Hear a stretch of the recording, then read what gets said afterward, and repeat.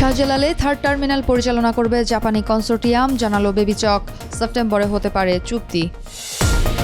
মালয়েশিয়ায় কর্মী পাঠানো ৪৯ রিক্রুটিং এজেন্সির লাইসেন্স প্রত্যাহার, অর্থ আত্মসাতের অভিযোগে চার্জশিট। মিয়ানমারে অস্থিরতায় স্যান্ডউইচ হচ্ছে বাংলাদেশ, মন্তব্য স্বরাষ্ট্রমন্ত্রীর। কাঁটাতারের বেড়া দেওয়ার পরিকল্পনা। মৌসুমী বায়ুর প্রভাবে ৭ বিভাগে ভারী বৃষ্টির আভাস, ঢাকায় জলাবদ্ধতার আশঙ্কা আবহাওয়া অধিদপ্তরের। দিল্লিতে ককরোচদের মিছিলে পুলিশের টিয়ার গ্যাস, লাঠিচার্জ, সংগঠন প্রধানকে তুলে নেওয়ার অভিযোগ। স্বাগত জানাচ্ছি দ্য বিজনেস স্ট্যান্ডার্ডের নিয়মিত আয়োজন টিভিএস রাত ৮টার সংবাদে। সঙ্গে আছি আমি রুবাইয়া এশা। দেখছিলেন সংবাদ শিরোনাম, এবারে বিস্তারিত। হযরত শাহজালাল আন্তর্জাতিক বিমানবন্দরের নবনির্মিত থার্ড টার্মিনাল পরিচালনার জন্য জাপানিজ কনসোর্টিয়ামের সঙ্গে আগামী আগস্টের শেষ সপ্তাহে কিংবা সেপ্টেম্বরের প্রথম সপ্তাহে চুক্তি সম্পন্ন হতে পারে বলে জানিয়েছেন বাংলাদেশ বেসামরিক বিমান চলাচল কর্তৃপক্ষের সদস্য এয়ার কমডোর আবু সাইদ মেহবুব খান। ২০ জুলাই দুপুরে বেবিচক কার্যালয়ে সাংবাদিকদের এক প্রশ্নের জবাবে তিনি এই তথ্য জানান। বলেন, চুক্তির আলোকে কেবল থার্ড টার্মিনালই পরিচালনা করবে জাপানিজরা। প্রথম এবং দ্বিতীয় টার্মিনাল পরিচালনার কোনো সুযোগ নেই তাদের।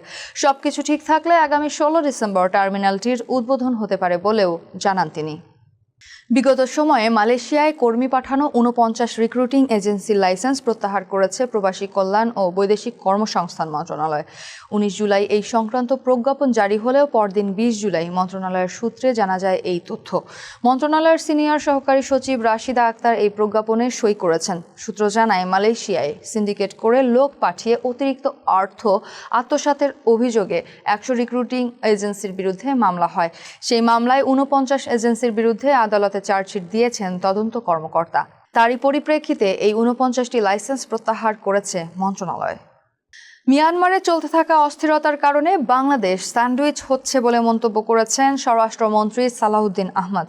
২০ জুলাই রাজধানীর পিলখানায় বিজিবি সদর দপ্তরের আশরাফ হলে বাহিনীর ঊর্ধ্বতন কর্মকর্তাদের সঙ্গে মতবিনিময় শেষে তিনি এই মন্তব্য করেন।